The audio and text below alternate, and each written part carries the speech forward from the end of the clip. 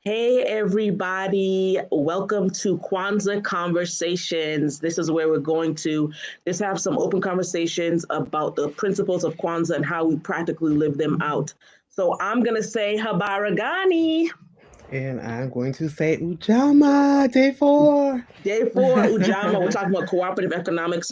I'm going to add my mom to the stream. She was having some tech difficulties, so I'm going to add her now. Prayerfully, those difficulties have been resolved. Mom, can you hear us? All right. I don't know if they have, but we're just going to keep going on. So today with cooperative economics, the importance of why we need to buy Black, why we need to circulate the Black dollar, what it does to strengthen and build up our community. And we have an amazing panel. This actually is running off of Harambe Learning and Culture Center, which is an organization that was started in the midst of a pandemic, just to bring some culture and some understanding of who we are as Black people to the South region. So that's Brockton and all those towns surrounding there. My mom, Jacqueline Jones, is one of the founders of the center. I hope she can hear us. I hope she can introduce herself. Mom, can you hear us? Okay, maybe not. All right. So so we'll just move on then. Next we have Pastor Tim Jones. He is a pastor in Florida, amazing man of God, and he's on because he has a very interesting concept that he's going to do through his church. Please introduce yourself, Tim. Hey everybody, I'm Tim Jones. I am Stephanie's favorite person other than her parents, and I'm just glad to be here today talking with you guys. Awesome. Yes, awesome. That's fine. You can you can say whatever you like. That's cool. We've been best friends for over 10 years. So he has liberties, that some don't. And then next we have my sis. Oh my gosh. We met in the midst of a pandemic. God is amazing, really connects us. She has a Black owned business. I'm wearing some of her items now. Sis, please introduce yourself and let the people know a little bit about you. I am Shalia Tercelis, the owner of Shalia Corvette, which is we sell jewelry. Our brand inspires you to live with purpose, on purpose, through the things that you put on your body. It is with the intent to make you feel beautiful from the inside out. I have social media platforms that underscore from ashes to beauty. If you want to follow me for inspiration. I'm just here to bring light and to bring beauty to our community, our Black men and our Black women. And my goal is to grow in such a way, in a capacity where I can bring jobs and resources back into my community and allow other people to live out loud beautifully. Love it. Right. Exactly. Love it. Love it. This is amazing. So, I mean, let's just get into what Ujamaa is. We're talking about cooperative economics, using our dollars together to support our community. Tim, can you just share a little bit about what you're going to be having your church doing surrounding this principle? Sure. I'm excited about the opportunity to, as I kind of share where my heart is with ministry.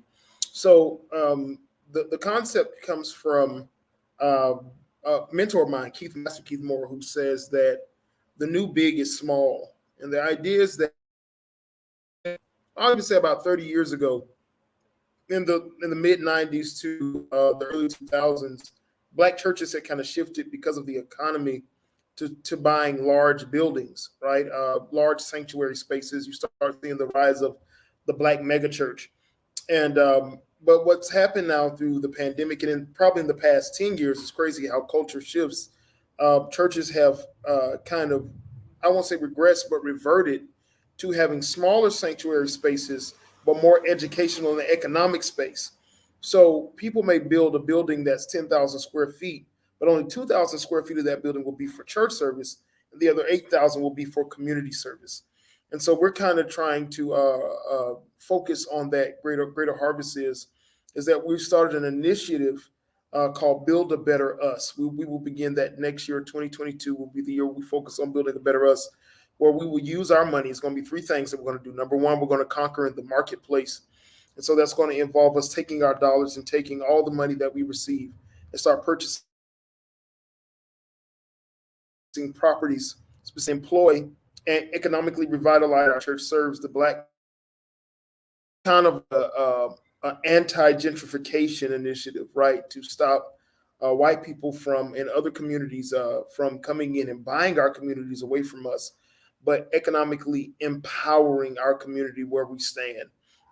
The second thing that we're going to start doing is we're going to take 10% of whatever we raise at the end of the year, and we're going to reinvest that without looking for anything into other Black businesses, or Black churches. So we're going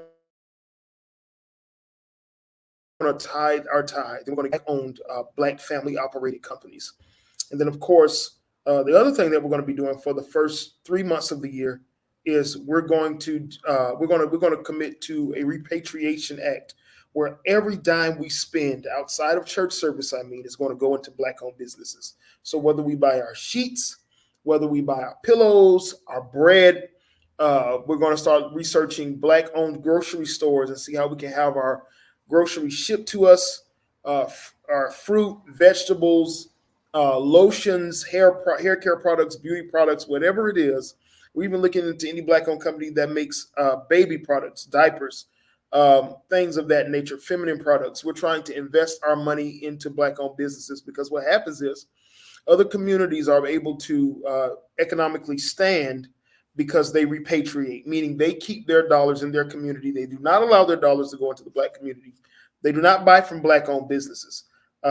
It's amazing that Asian communities will buy from the Asian community and from the white community, but they won't buy from our community, and we won't buy from our community. And so we've kind of died. But the Black church was the heartthrob of that years ago.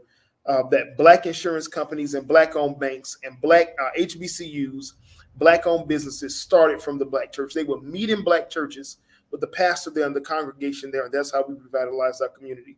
And so we're trying to bring back that concept to the city of Miami, to the area of Opelika, Northwest Miami, Miami Gardens, Liberty City, so that we can fight gentrification through those means, through the church. Love it. That's amazing. And it's so needed. And, the Black church used to be such the pillar of the community. You know what I mean? All the community meetings would be there. Everyone would gather there. That's what we need to go back to, having that pillar and having our Black dollars flow out and in, circulate and circulate and circulate. So I am going to bring my mom on. I've asked her to introduce herself. Y'all, she can't hear us, so we're going to try to finagle this thing, and I'm going to be asking her questions on the side, but we're going to get it together. So I'm going to bring her on now. Or not. Maybe not. Okay, so we're just going to move on. Shalia, can you just speak to, as a Black-owned business owner, I hope I'm saying that right, can you speak to the importance of why we need to circulate this dollar and what that looks like, and any challenges you've had? I don't think in other communities they struggle with crabs in a barrel as we do. Someone's trying to succeed, and then others are trying to pull them down, not support them. Especially within our own families, like our own biological families, we get more support from people outside. So yeah, just give us a little insight into that, please. Yes, I definitely can speak to that. I will say that Shalia Corvette was rebirthed during COVID. I started off as Leah's Accessories, etc. And what happened was I worked during the week, and then I did vending opportunities, home parties and stuff like that on the weekends, mostly in our communities. And what I will say is people always want a discount. They always want the family discount, the cousin discount, the discount. Like, they want you to make your prices lower so that they will buy it, which I struggle with because I know I myself will walk into Macy's, and if I see something that I want, I'm going to buy it. And I either walk in with the coupon that I have, or I pay the price that they're asking. So I feel like in our communities, especially, everybody wants a discount, or your prices are too high, but we can stand in line for some Jordans or a PlayStation 5 or some Gucci or some Fendi. So I feel like people, they don't really value the small Black businesses, and realize what it takes for me to put something together, to curate, to send to my customers. Like, I'm hand packaging everything. I am labeling it myself. Like, I am doing all the things by hand, by myself, to get a single package out to people. I don't have the productivity. I don't have 10 hands. I don't have a line of machines that's stamping and doing everything for me. I'm doing it by hand. So, it's curated with love and with care. And also, I'm putting everything in, right? I work full time. So I'm not actually in a place where I'm like paying myself right now. Like, what I'm doing goes into, like, I tithe and then it ends up really going back into the business. It's very rare that I am able to take a substantial amount out from what I'm making, because you're paying for e-commerce, you're paying for advertising in certain markets where you can afford to advertise, right? Because advertisement is so expensive. So it really becomes word of mouth. So I will say that as a Black owned business, that I wear my products, which for me, unlike some other things, like, I'm able to wear it and people are actually able to see what I have on. They're like, oh, I want that. Where did you get that? And I'm able to give a business card and say, oh, just scan right here and they'll take you to the website. So I will say that when you sell something that is tangible, that is a bonus that I have. Or if they walk by and they smell me, they're like, "Ooh, that smells good. What is that? Oh, that's oil. Would you like some?" Like, there are just certain things that dabbling into. But what I will say, the crabs in a bucket is real. Like, I'm not the only Black woman in Boston who's selling jewelry, right? I do have co-laborers in this work who we support each other. Like, I wear their stuff, they wear my stuff. We share each other's posts. We are there for each other. But there are other people who are like, oh, she's like, that I will say that I can say that I've put dollars into their business and it hasn't been reciprocal. And I will say, as a woman of God, I struggle with, like, tit for tat. But what I'm learning is that if I can take my resources and put it into your business and support you, that my expectation is that you will do the same. Not all the time, but it's not always buying a piece. It's sharing a post. It's saying, go support, go do this, go that. But people aren't always willing to do that in the Black communities. And the dollars, they don't circulate, right? Because if I'm not buying from another Black owned business and I stop supporting my brothers and sisters and I'm going to Macy's and I'm going to these big line stores, then that we're losing our dollars, right? We're going to these big corporations, these big companies. We are making them billionaires. I am an avid. I wear jewelry every single day. If I put nothing else on me besides clothes, it's going to be jewelry. So I'm spending like my Pandora bracelets. Like, they're making money from me, right? Like, where is a Black owned sterling silver Pandora where I can put charms on my bracelet? Like, there is a need for everything. So as I looked at this day, like, I woke up like drama, like thinking of the Tulsa race massacre. Like, they took down a whole independent, thriving Black community, doctors, lawyers, churches, businesses, bakeries, grocery stores, gas station. They wiped out this whole place, right? But it was with the intent to kill the legacy of those Black people. They were thriving and doing well. So I feel like it has trickled, like, because what happens is what if that place survived? What if they thrived? There would be Black Wall Streets everywhere. It wouldn't just be in Tulsa. It would be in Mississippi, and it would be in Alabama, and it would be in Atlanta. It would have grown and it would have progressed and moved in such a way where we would have been thriving everywhere. There would have been Black Wall Streets all over the place. So when I think of that, I think of it as a tearing down of a legacy of a people. And it is our job to put back in and start to rebuild those places and to think about how we view wealth, like generational wealth, like not what's on our bodies, but what's left for my children and grandchildren and great grandchildren. I think that we need to really, really, really think about that particular space. I could go on forever. I'm going to stop now because I don't want to mic hog, but I feel like it's such a, it's so important, especially in these times. Like, we're coming into a time where things are going to get real communal. Like, families are going to have to rely on each other. Like, we're talking about big family houses, right? Where we we are going to need each other literally to survive. Like, we are about to see like famines again, like lack of food, lack of jobs, lack of resources. And we are literally going to have to come back together as families to survive. And that also includes our communities and the businesses that are in those communities. Listen, listen, you said so much, but it's all needed. I mean, I think just in terms of support, I mean, I don't think it's crazy to say, if I support you, you support me. it's that reciprocity that made Black Wall Street what it was. You didn't have to go buy anywhere else. Everything was right there. So that's clothes, okay, that's shoes, that's music lessons, that's hair grease, that's combs, that's everything. You know what I mean? From bedding, which Tim was talking about.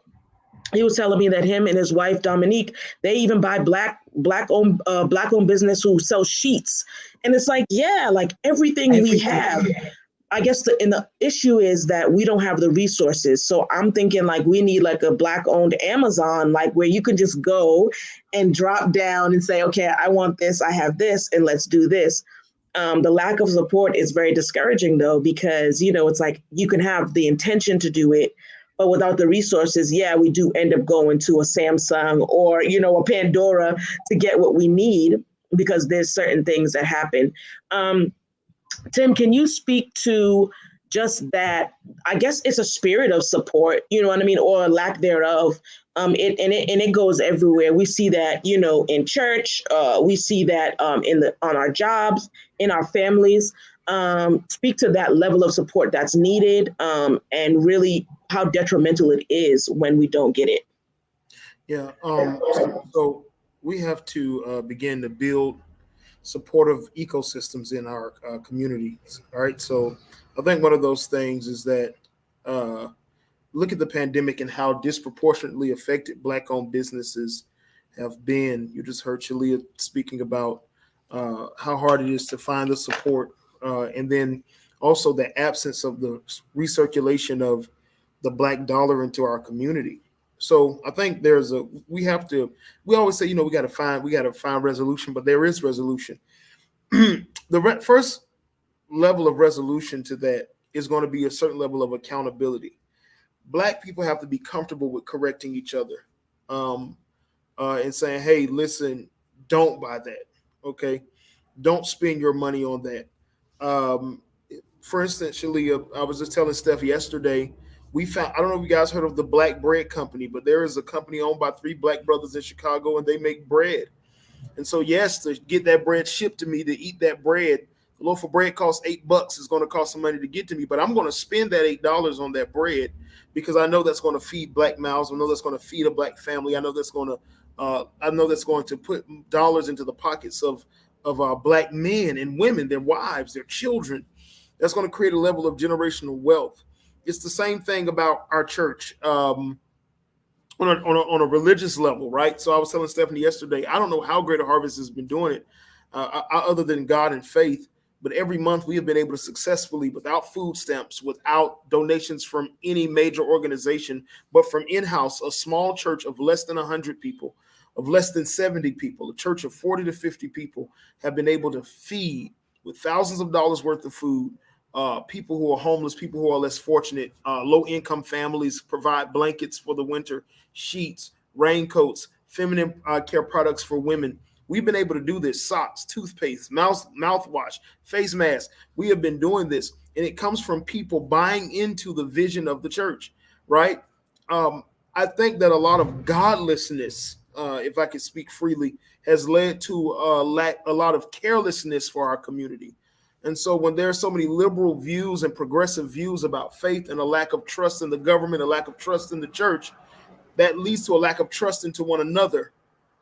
Whereas opposed to other faith groups, whether they practice Islam or Judaism, no matter how many scandalous things may happen in their organizations, just as scandalous that may happen in Christianity, they're not going to leave their faith community and stop investing in their faith community because they know that means the care of the larger community. You understand what I'm saying? So when you're dealing with the people that are dealing with an identity crisis, betrayal issues, trust issues, miscommunication, cultural ignorance, racial bias, gender inequality, wage inequality, joblessness, homelessness. We're behind the eight ball in so many things. We're dealing with so many mountains of pressure, and there are so many things above our head that we've stopped really believing in each other. And then everybody wants, like Shalia was saying, there's no monolith. So everybody wants to do something. There's a bunch of fish in the water, as opposed to saying, you know what, I don't have to do that. Somebody has to be the person that's going to work on the roof. There's a in South Florida, you all may not believe this, but it's so hard to come across a Black-owned real estate company, a real estate brokerage. So you may see, thank God, our Haitian brothers and sisters, our Jamaican brothers and sisters starting to, but even they don't have their own. They're a part of the Black community as well, right? Even though they're the West Indian community, they're Black people. So it's hard to find a Black-owned construction company, a general contractor, a roofing company, a company that paints. So, these things are just becoming the reality in our nation. And so I think the first thing, Steph, we got to do is we got to hold each other accountable. We have to be willing to tell people, don't buy that no more. We have to be, we can't fear saying, buy from me, right? My stuff is going to be quality. My things are going to be nice. People are going to ask you, where did you get that from? And you can reference them to me. We got to be bold, as direct as we are about everything else. Want to start some drama or some foolishness or cut people off. Me and Stephanie was talking about that this morning. We have to be just as direct about putting people on and putting money into our community's wallets. Woo woo. Oh my gosh. I mean, amazing. Right. Listen, this is why we have these amazing guests on who are talking about the real life things. Now, okay, I have my mom on audio. I'm going to see if that's going to work. If not, you know what? I'm just going to read what she wrote and we can keep it moving. Mommy, you want to introduce yourself? Yes, hello. My name is Jacqueline Jones, and I am the Chief Civility Officer for Etiquette for Success. I'm an etiquette coach. I've been an etiquette coach for over 20 years. I'm also a co-founder of Harambe Learning and Cultural Center, a nonprofit that focuses on cultural awareness, particularly Black history, and teaching it mainstream for our children and any other community people that want to know about our great history. With regard to what has been said already by your guest, I also was the co-founder of the Black Pages of New England, along with my business partner at the time. And we began that magazine, what has now turned into an online enterprise. We began that because of the lack of awareness and internet, before cell phone, before Facebook, when you could come into a state and wonder, where am I going to get my hair cut? Particularly coming to New England, where we don't have, sort of the cultural numbers of the South or the Southwest. So we began this to fill a niche for information. I mean, this is before Google, right? Before Google, we came up with the Black Pages of New England, the Black Pages of New England. And one of the challenges was getting businesses to sign on with us. The very first business that signed on with us, no questions, I'm going to give them a shameless plug, Dealer's Choice Auto of Easton, Mass. Robert Howard, the owner, he basically said, I'm Black, you guys are Black, this is a great idea. So he was our first person to take an ad out and have us promote his business through. So again, think of like a Yellow Pages, but it was the Black Pages, right? You could look up under different categories. And it was a struggle with many other businesses. Well, do you have a book yet? No. Well, they said, well, call me when you have a book. We need you so we can start the book. And so with that lack of trust, those are some of the things that have happened to cut against us in our community. And what I did find that what we need is a new kind of math. Well, we need a new understanding of math. The way that a community is strong is if the dollar turns over in that community 7 times. So what does that mean? What does that look like? It means that if Tim had a car wash, that Shalea would go there and for her car wash. When Tim got the money, he would go to Stephanie and buy her baked goods. When Stephanie got her money, she'd go to Shalea and buy her jewelry. So that dollar is turning over. That's what that expression talks about. Well, in the Black community, the dollar turns over once. So that means once your Black hairdresser gets your money, he or she is buying goods, service, and products not from people in our community. Now, some people say, hey, it's not a necessity. Well, I think it's like half and half. Yeah, it might be a little longer from your home to go to a Black grocery store when you can go to Shaw's or, Kroger, Publix, when you can do that. But if we're going to build wealth, we're going to have to make some decisions about where we spend our money and how often do we make sure that dollar stays in our community, okay? And to be very honest, Jewish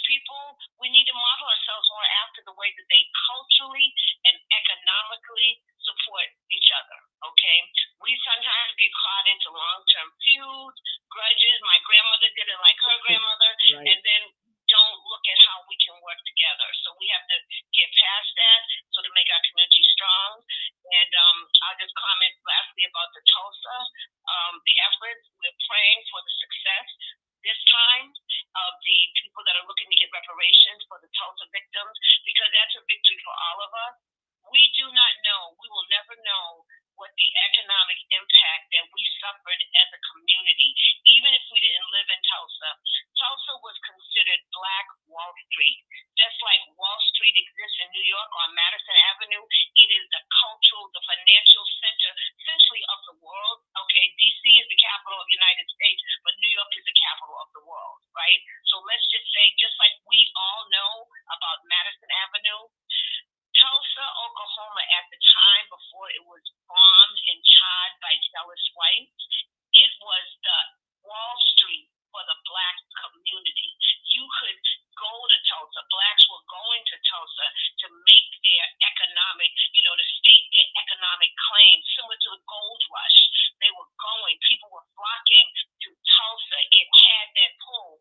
We'll never know what the full level of the economic devastation that we suffered when the community was bombed and all of the wealth stolen, plundered, and no accountability for anyone for that happening, and certainly no reparations. So again, we have a big vision, big community of wealth. I think that we have to start. It starts with our children. Let's convince our children it's better to own a piece of Nike than to own a set of sneakers. Right? That same money that you spend for that set of sneakers, you could buy a couple of shares of Nike. That's what's going to last longer. That sneaker will be out of style in 6 months. You won't even want to wear it, right? So I'm just saying we need to start. I believe our wealth starts with building healthy habits in our children at a very young age, not when they're teenagers, when they get their first job. They need to start these habits, understanding that Black people cannot always be chasing fads and being consumers, that we have to look at being builders, inventors, and that's where we support each other. That is all I'll say for now, and I'll certainly be glad to entertain any questions, particularly from my fellow guests. Oh man, that was amazing, and really echoed what everyone was saying. While you were still getting the tech together, Shalia was mentioning that there were so many different Black Wall Streets that could have popped up all over the place. Again, we'll never know. We've been robbed of the opportunity to know what exactly would have happened if Black Wall Street was allowed to flourish the way it was. You also mentioned something that was amazing: convenience. We don't buy Black because we don't want to be inconvenienced. It's just a reality. Oh, that's too far. Oh, that's too much. This is how our community has been allowed to just been infiltrated by so many other people. Who owns all of the beauty supply stores? Not Black people. Not Black people. You know what I mean? We're looking at everything. So, okay, we're looking at check cashing places, we're looking at liquor stores. We don't own any of those things, yet they were sent in our communities to destroy our communities. So I'm like, wait a minute. We have to make a decision and a choice to be inconvenienced in order to support our community. Either Shalea or Tim, can you talk about that inconvenience? I mean, we talked about it a little bit more, but what does that look like? And what are some practical ways that we can support Black businesses? I mean, how do we jumpstart that? How do we get past the envy, the jealousy, right? How do we get past that lack of support and really put ourselves in inconvenient places for the betterment of our community? I can go there. I will say that I am like, if I want something, I want it, like that thing. Like my husband, if he was on here, he would say, I have driven 40 minutes for something that was around the corner. Like I am that person. I live in West Roxbury. I drive to South Bay to go to the Pearl, which is a Black owned restaurant. They sell seafood, really amazing food. I travel to go there because when I buy my food, if I have the resources, if I have the means, I am putting that into their business. I am putting it into that family. I have built relationship with them. So when I come in, they hug me, they greet me, they know me. We've built that community because I support them. So when I go in there with a flyer that says, hey, I'm doing this fundraiser and I've partnered with this person, the women in that restaurant will buy from me. They're going to wear my jewelry. And somebody else who they're serving in that restaurant is going to say, oh, girl, those are cute. Where did you get those from? So that 30-minute ride has allowed me and caused me to put into them, which in turn they put back into me, which in turn someone else sees it. So I feel like we have to make the sacrifice and the extra step. And guess what? We have to be willing to pay a little more money. It's like, well, I can get this from so-and-so beauty supply store for $15, but they have the millions to do that. You are the one owned Black beauty supply store within like a 15-mile radius. So you've got to charge more money because you pay more money and you don't have the means to get the bulk like that, right? Because you don't have the clientele, you don't have the customers who are coming in and shopping. So it impacts us. So we have to pay more. So you have to be willing to pay a little more. Now, I will pay a little more for something that is of good quality, right? Like if the quality is good, it's decent, it's going to last me for a while. I want to buy it one time and not have to rebuy it over and over and over and over and over. So I feel like it's critical, like to take the extra ride, right? Like take the extra ride. Like I wish like there was a grocery store. Like I am like I'll go to Trader Joe's and Whole Foods. They're so expensive since I'm being aware of what I'm eating and what I'm putting in my body. They're so expensive. But sometimes what I'll do, I'll go to Zaz restaurant. They're right on River Street. They are almost like a farm to table restaurant. They make really amazing food. It is a Black owned restaurant. When I tell you the food is fresh and it is amazing, and he cares about what goes into his food. There's no chemicals. He makes his sauces from scratch. Like the food tastes and smell and is amazing and brilliant. And because someone word of mouth, right? Like I started with him. His kids used to go to my school, and I begged my boss, can we please use them to provide lunch for our students in this private school? Because providing lunch through his business means that we're taking the money from a Black private Christian school and putting it into a Black restaurant. And then those families' kids are eating it. And then those families begin to buy it. And now he's able to grow his restaurant. He has a little sitting area, a space where you can rent out. And he's been with the mayor. He's been many places. It takes the extra effort to put somebody on, right? Like I appreciate the friends that I have that mention my names in spaces and rooms that I am not present in, right? Because they believe in what I'm giving them. They believe in who I am. Steph is so like recently I had a friend who was looking for mental health services. I reached out to Steph. If I thought that she could do it, like, girl, if you can do this, do this. But if you can't do this, pass it along to somebody. It takes knowing someone who's doing or has what you want and trusting them to just take the leap. We take the leap on far more things that are less valuable. We take the risk. Like why? Like she said, all these check cashing places in our communities, instead of going to open a bank account with one of the few Black owned, but even if it's only a savings account and you don't trust it enough to put a whole lot in it, put something in it. Open a savings account, right? $5,000, and just let that money sit there, and then say, oh, you know what? Maybe I'll do a stock, or maybe I'll do an ETF. Like just do. I feel like do something. Like your small something could trickle and grow into like this really great big thing that could impact our communities. Like Pastor Tim was talking about in Florida, like they're talking about taking 10% of what they're doing, right?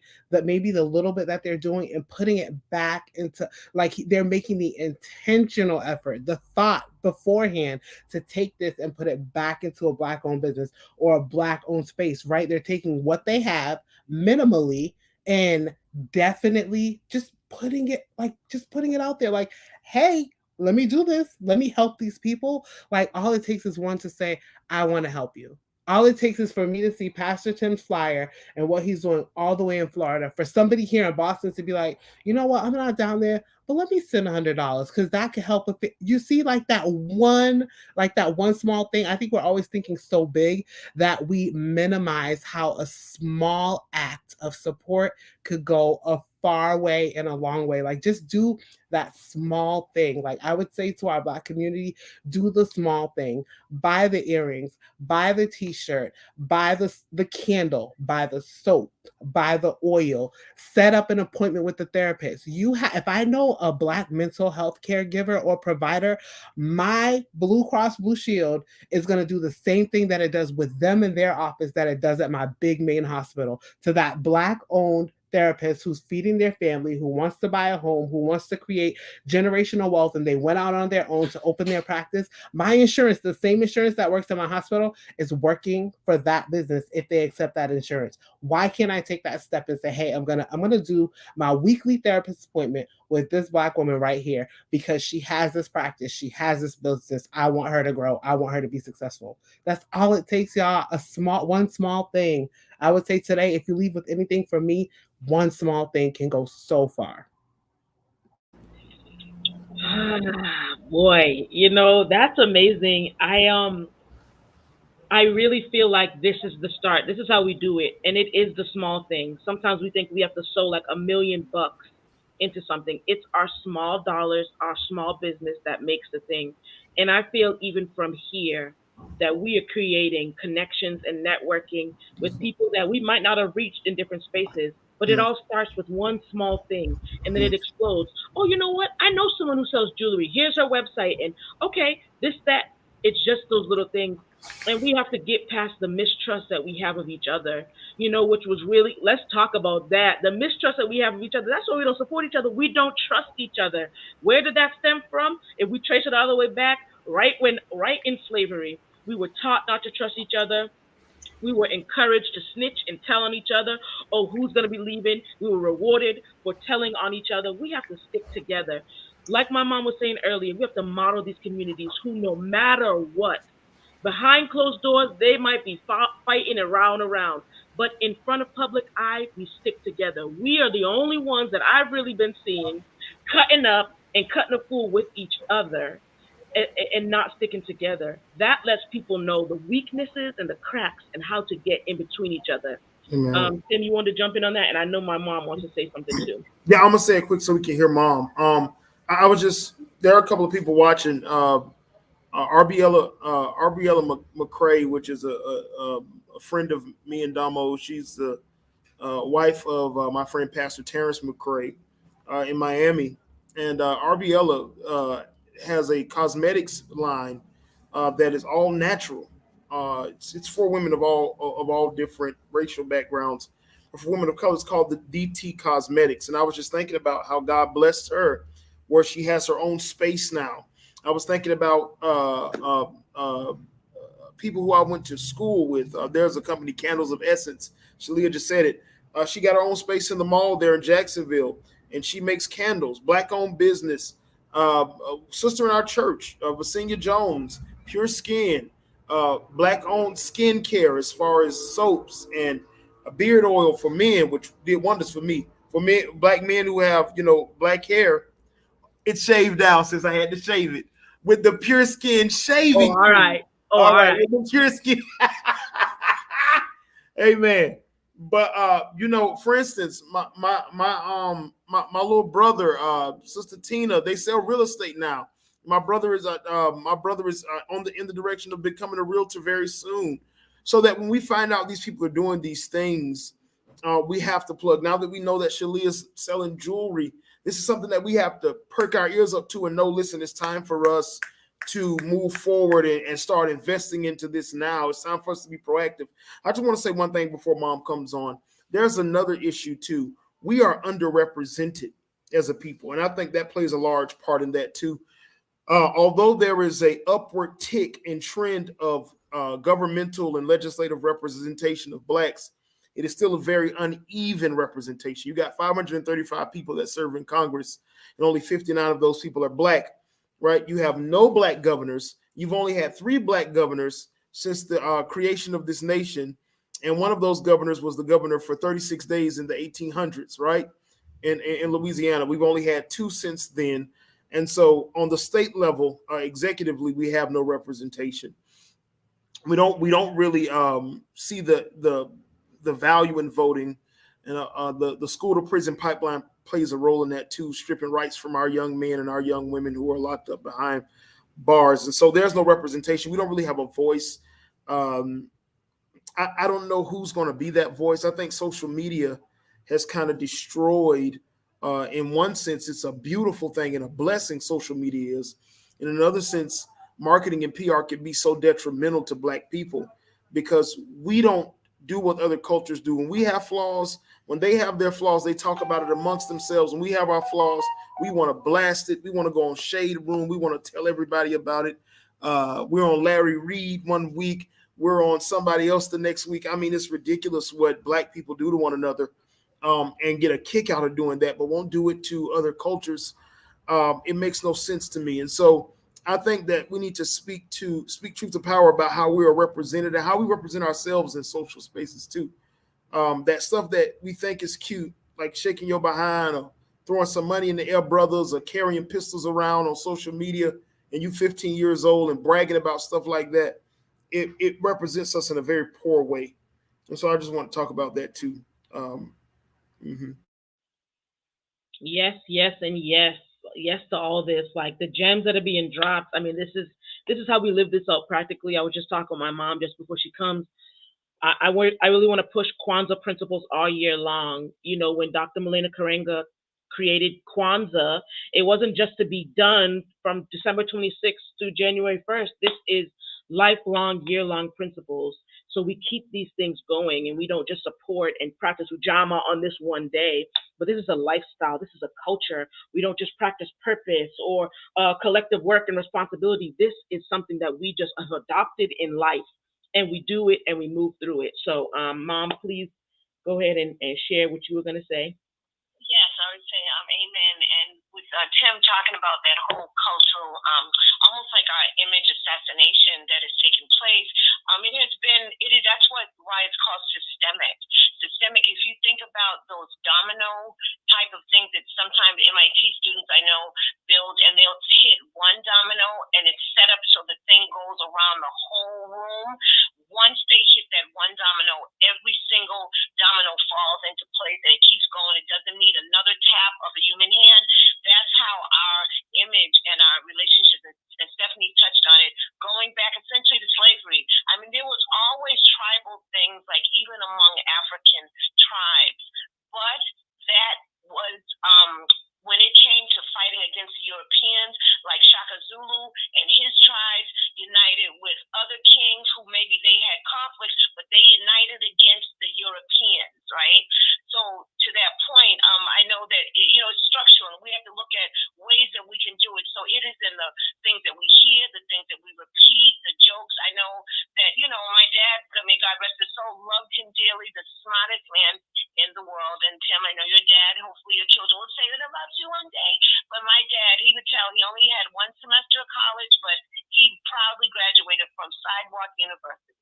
He got his PhD in hard knocks, and that is what he raised us. Just some things to understand. And I do know that one time he took his car to a friend of his who had been his high school friend and now was a mechanic. He took his car to him, and when he got it back, he said that it still wasn't working. And his exact words was, "I ain't never going to another mechanic in my life."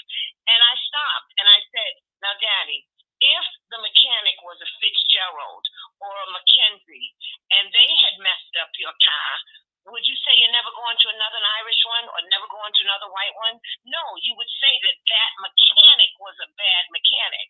So we have to learn that. So I'm definitely with Shalia about quality.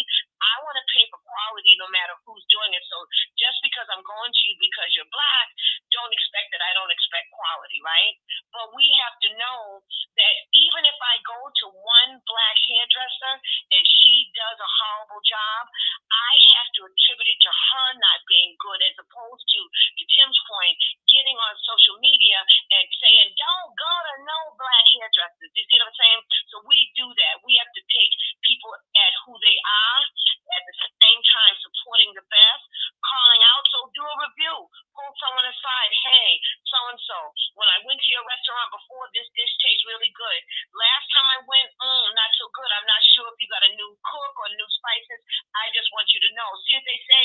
If it's bad, tell me. If it's good, tell others. That's how we need to operate. Tell the business person. Give them a chance to make a correction, to self-correct. They may not be aware of what happened, but no, instead we'll go out and tell everybody. So I think we have to find ways to stop perpetuating that self-hatred, that we have to know that our survival is contingent on each other. Just because I'm doing well, it doesn't have any effect if my brother and sister in the same community is not doing well either. Okay, Martin Luther King did a perfect quote, right? He said, I am sort of only as best as the least of us. So that's how we have to look at it. Let's be more collective. Let us not be so anxious to hop on the flaws as to push for the best. And remember to network, support each other.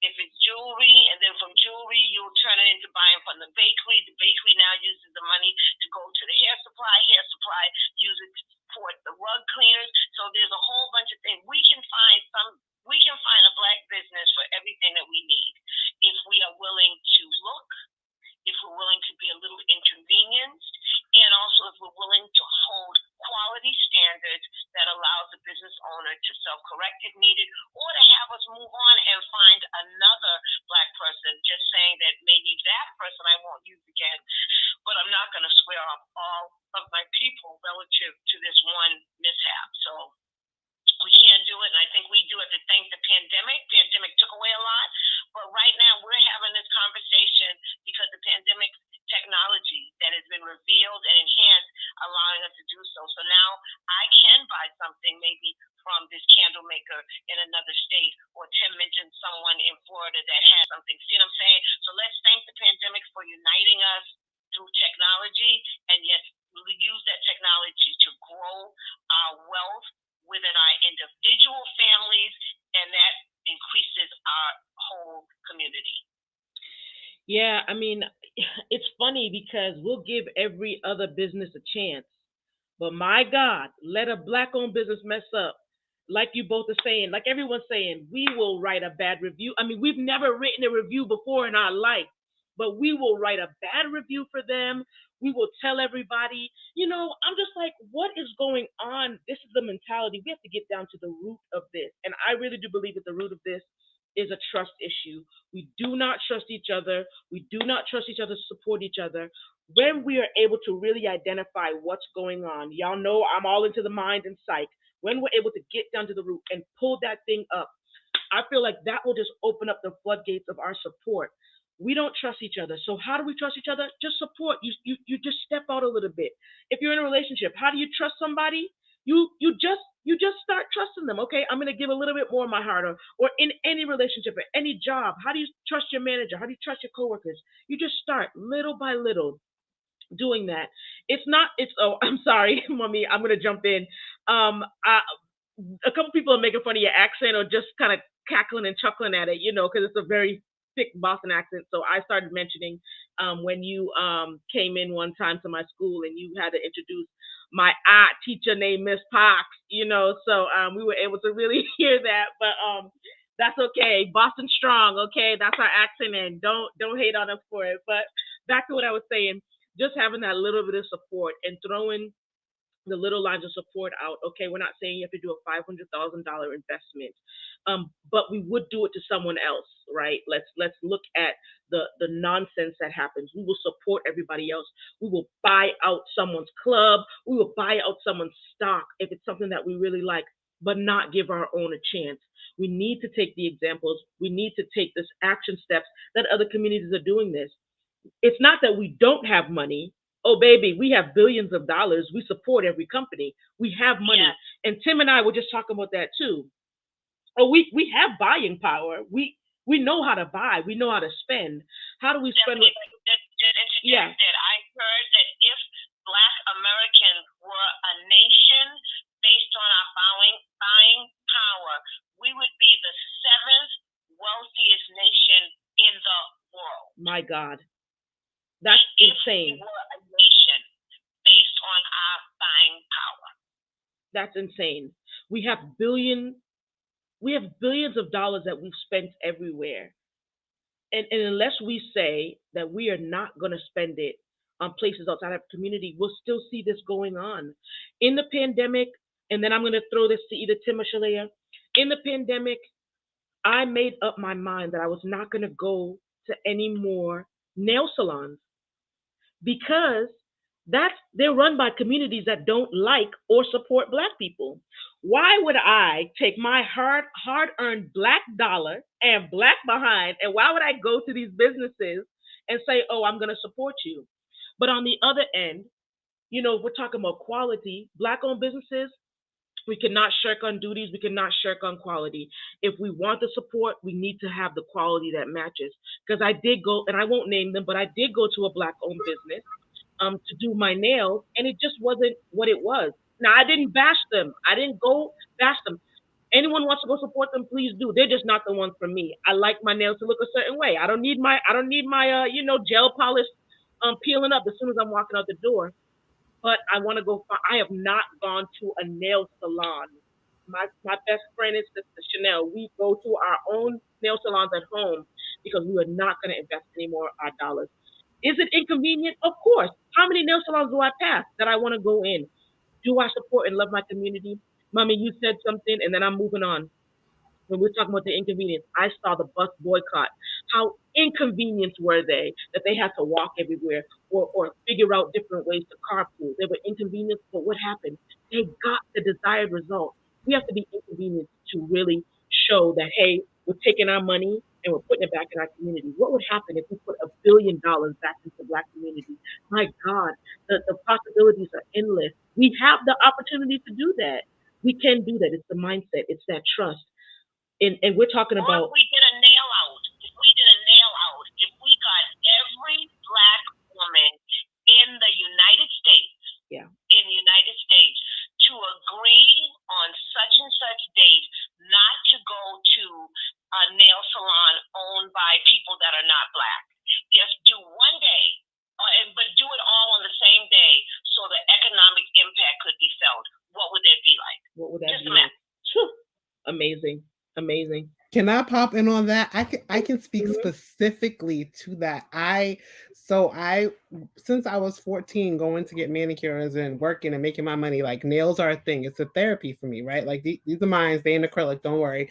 But what I will tell you is that I go to, this is not a shameless plug. This is a plug because they are a business of excellence, a business of quality that uses quality products. Sedity Lifestyle in Milton is a black owned nail salon by a black woman who is brilliant. She is a brilliant educator, but also a business owner. And you walk in, you get the spa feeling. I don't have to wait 5 hours for an appointment like I do. I show up 5 minutes late or I miss a traffic light and my appointment is given away, but I can walk into your shop and sit for hours and wait for hours on end. And I have to sit there and wait for hours because you're late and running for me. That does not happen at Sedity Lifestyle in Milton. I will tell you that they get my dollars. I do pay more, but the products are quality. My appointment is on time. The vibe, the cultural black vibe in the space where I feel like I'm sitting down getting my nails done with my girlfriends is real. Go and see them. After I'm done with this, I will tag them. Also, I will mention another thing. I am an avid beauty, makeup is my thing. Juvia's Place. I have almost all of their palettes. You know why I stopped going to MAC? Because this black business came and just like we made MAC big, I said they deserve to be big. Like why my money matters. I think we don't realize how much our money matters and how we can make or break somebody. I can make or break somebody. If me and a million people like me decide not to shop a place, that business will not exist. If black consumers stop buying at Nike, what would that company be? What would it be if we stop shopping with them? Like we have the power. I'm telling y'all, Sedity Lifestyle and Milton, go see Sky Lauren, go see Liana, go and see them. They are amazing. They are great at their craft. They don't rush their work. They use quality products and they treat you with respect and like your dollars matter. Everybody who comes through that door matters to them.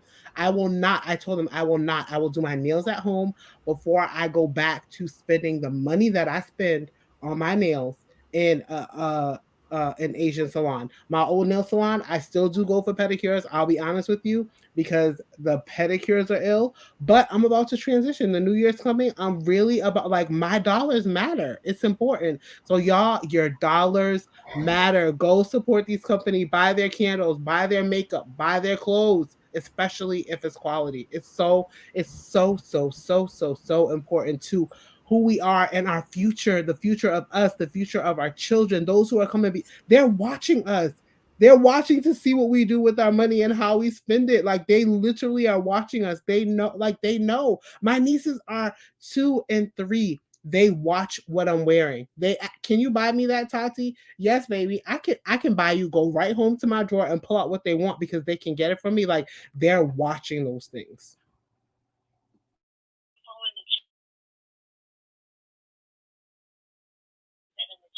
Yep. Yep. I already, yep, I put it right in the chat. And I'm gonna also, Tim, I'm gonna let you go. I'm also gonna tag Anointed Hands Massage Clinic. They're a Black-owned massage parlor in Randolph, Mass. Exactly, in Randolph, Mass. So I'm gonna put them in the chat and put them up on the screen. This is how it starts, where we are giving people the ability to see all these different things and see all these different companies. But go right ahead, Tim. Yeah, no, briefly, I know we've been. It doesn't even feel like it's been an hour. I was looking, I was like, but because I'm taking down. I'm so glad we're sharing these businesses. I want to speak to something Stephanie said that's important. Stephanie spoke about how she and Shalia, how they refuse to put their dollars into nail salons because they're not for our community. It is the exact same reason why the last time I bought a pair of Jordans was in 2010. It's because I realized that this man, although that's a Black-owned brand, this gentleman was investing his money into privatizing prisons, making that a business. And so I had to make a decision, and Black folk got to realize that we have to not just not circulate our dollars into companies that mean our community no good, but even if that means people that look like us doing harm to our community. So just like I wouldn't buy crack cocaine from a Black face, I wouldn't buy a pair of Jordans from a Black face if that meant that it creates a future where our sons will have to go to that Black prison, and they're going to find ways. They're going to utilize warrior policing to incriminate Black young men and throw them into those prisons to make a dollar, to get cheap labor out of them, so that they can make license plates or build the expressway for 7 cents a day. Or 7 cents a week. I refuse to do that. I refuse to go out like that. And so I think that it's important that you all are hearing what we're saying. I think it's important that you all remember this too. Those of you that are believers, those of you that are Christians and you do go to church, I think it's important that you sow what you can into your churches and that you utilize your voice in your Black church to encourage your pastors and your leaders that they use their money in the church into the Black community. That's just as important. That I had to do some drawback even as a faith community leader, and say, hey, we can't, and I love giving to the homeless and those that are in need, but during the pandemic, every month we were taking groceries to Black families, groceries to Black homes. And I'm not talking people that went to our church, random families. If somebody said they knew a family that needed some food, there was an elderly couple who were raising all of their grandchildren. They didn't know me from a can of paint, but they got a knock on the door. They got a refrigerator and cabinets full of groceries from our church. And that came from Black people believing in a vision. That came from people who realized that we have to pass it along, and we have to be careless and selfless enough to know that even if it's going to cost X, Y amount of dollars, we're buying quality. We have to realize that our products are not mass produced, so that the prices that get cut down, the deals that get cut when you go to Walmart or Target or any of these stores to buy these different brands, they can afford to have warehouses all around the world to mass produce things at cheap costs. But we can't do that. There's a brother right now that I tagged on here, Shim Brewster. He does AV work. The brother does top of the line AV work. Top of the line AV work.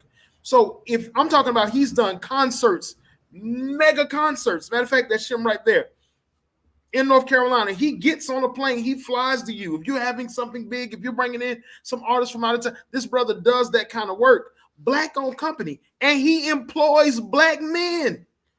Shem employs, goes into the community, looks for brothers that need a job, and employs them and teaches them a skill set in trade and financial management. Shanika, that was the young lady I went to high school with. God has blessed these people to do these things. And God wants us, and I'm here to tell you, God wants us as a people to invest in our community. And I believe as much as there are different sins, it is a sin not to invest and circulate the black dollar in the black community. You can say what you want to say. Y'all can judge me for that.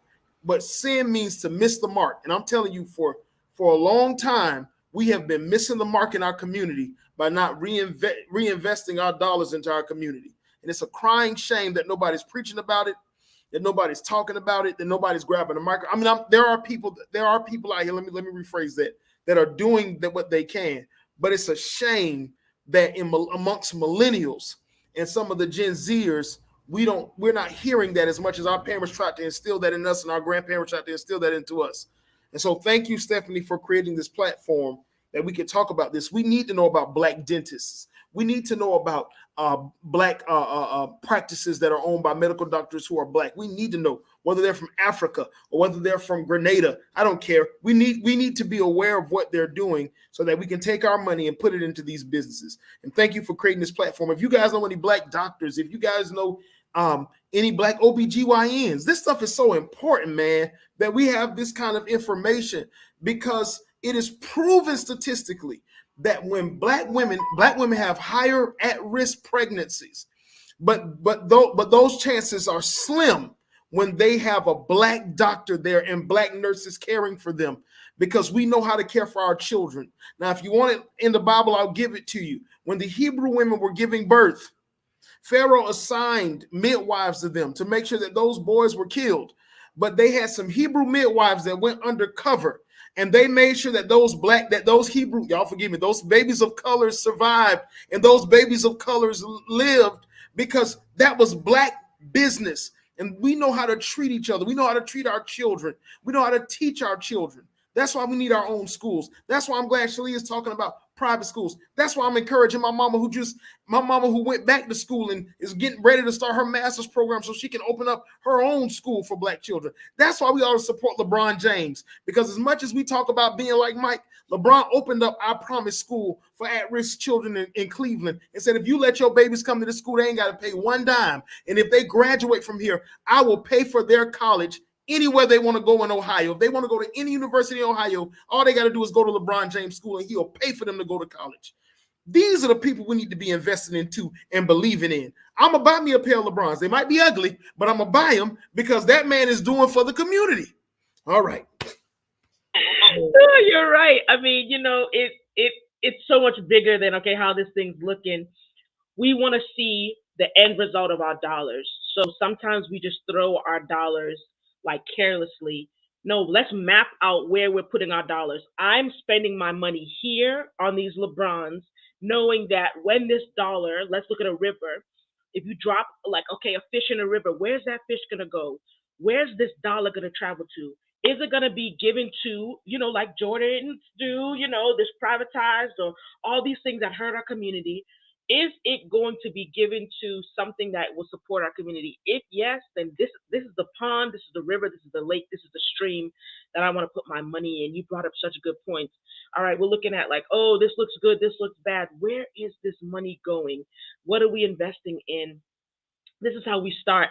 And I have a good mind to even say, Mommy, sorry to put you on the spot, but I mean, maybe we need to do like a virtual Black Pages.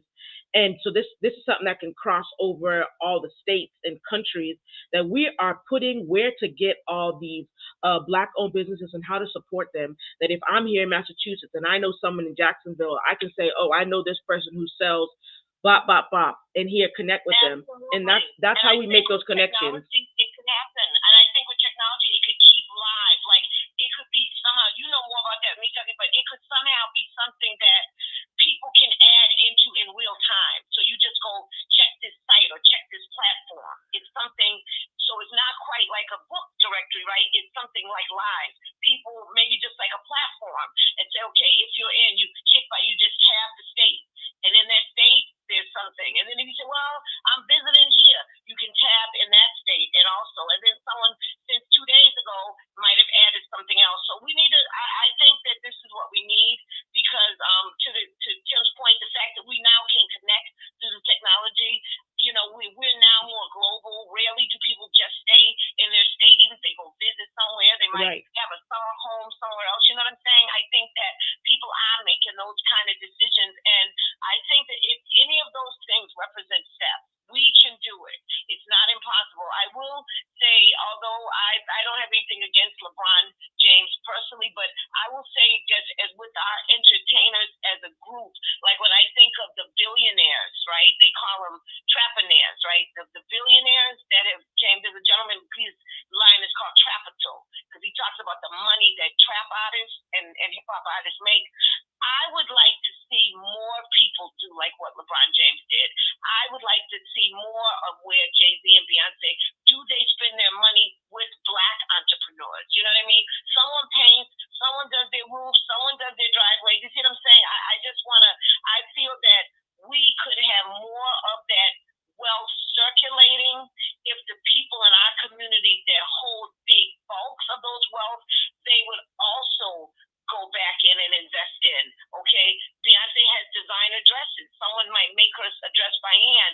Find a young Black girl who does that, or a Black guy that does that. I mean, again, I think, you know, when you're wealthy, you can pay for convenience, but I think Shalia's earlier point is because we want things so convenient that we maybe are missing opportunities. So, all right, I'm thinking if I have $1 million to spend this week, yeah, it might be easy to just call up and say, could you send over so-and-so and have her make me a dress? But that doesn't help our community. That's my point. I think LeBron and his other people that are in that millionaire, billionaire status, if they're the Black ones that have so much of that wealth, find ways to share it by supporting small people that can still give you the desired effect, but maybe they don't have the name. But guess what? You know how that girl's name will swell up when people know that Beyonce bought some shoes from her, Beyonce bought a dress from her, Beyonce let her do her, you know, like clothes or whatever. So I'm just saying a little more on that community to give back. For sure, absolutely. I mean, woo, this chat has been amazing. I mean, it really has. I feel like invigorated. You know, I feel like, all right, this is our season. This is our time to really show that support where we are trusting each other, we're supporting each other, and we're happy to do it. We're not just, the Bible's talking about God loves a cheerful giver. We are giving to our Black owned businesses cheerfully, not with jealousy, not with envy, not with, any like shade, but I want to sow into this business because this business represents me. And I think that's the main thing, that if we see all of us connected as a network, we are one thing together, one community together. If I sow into anybody, then I'm sowing into myself. And maybe that really speaks to how people see themselves. And if they love themselves and things like that. I'm sowing into my Black businesses because I'm a Black woman and I want to see my community strive and grow. If we can adopt that mindset and really say, I'm going to support you because supporting you is supporting me, that takes the onus off of us. That's how the dollar begins to circulate. I'm supporting you, you're supporting me. It's the reciprocity. And we don't see that a lot. Folks, we got to start reciprocating this support. If someone is supporting us, we don't just say, oh, okay, support back, blow, you know what I mean? Like, I love to support people. What? Like, especially with a good quality product, are you out of your mind? I'm going to talk about them all the time. Why wouldn't you? Why would you want to keep that to yourself? Word of mouth is really that best form. I know we have all these things that we use to promote and market. Word of mouth really spreads. It hurts and it harms, but it also helps if we're doing it and using it in the right capacity. Listen, it's 2:11. I don't want us to hold, I don't want to hold up anyone's time too much longer. I want to give everyone their final comments. Mummy, I will start with you, and then we'll just go on. Final comments about Ujamaa, how we participate in it, the importance. This has been such an amazing conversation that people could just go back and see and watch. And these are practical steps. So how do we live this out? All the things that have been shared, this is how we live it out. So let's wrap this thing up. Tomorrow, we're going to be talking about purpose. So for the remaining days of Kwanzaa, we're going to be doing these little quick live chats, talking about purpose tomorrow. What does it mean to find it? What does it mean to have it? So please tune back in tomorrow around 1. We're going to be doing this all the way into the end of Kwanzaa because we want Kwanzaa to be 365. not just for this short amount of time. We want to live this. So, Mummy, please give your final comments, and then we'll wrap this thing right on up. Absolutely. In order for us to build wealth, we have to be intentional, we have to be strategic, and we have to be together.